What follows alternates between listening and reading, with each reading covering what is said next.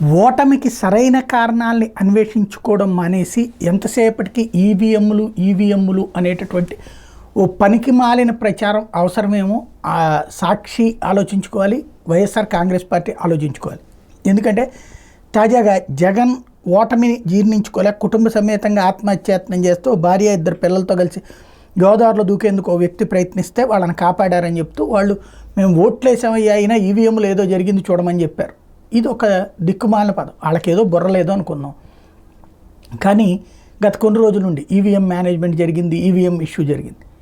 ఇంతకుముందు కూడా చెప్పాను నేను, ఎందుకు భారతీయ జనతా పార్టీ 240 సీట్లకే పరిమితం అవుతుంది ఈవీఎంలు మేనేజ్ చేసుకోగలిగితే?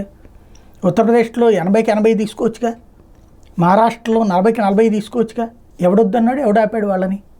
ప్రాక్టికల్గా అక్కడ ఈవీఎంలు మేనేజ్ చేయగలిగేది తెలుగుదేశం పార్టీ ఇక్కడ ప్రతిపక్షంలో ఉంది, పోనీ ఆంధ్రప్రదేశ్లో అధికారంలో ఉంది, ఓ పక్కన వైసీపీ, కేంద్రంలో ఉంది భారతీయ జనతా పార్టీ. వాళ్ళు దెబ్బతిన్నారు, వీళ్ళు దెబ్బతిన్నారు. ప్రతిపక్షంలో ఉన్న వీళ్ళు ఎట్లా గెలుస్తారు? క్రిందటిసారి వైఎస్ఆర్ కాంగ్రెస్ పార్టీ ప్రతిపక్షంలో ఉన్నప్పుడు ఎలా సాధ్యమైంది ఈవీఎంలు మేనేజ్ చేయగలిగితే కనుక?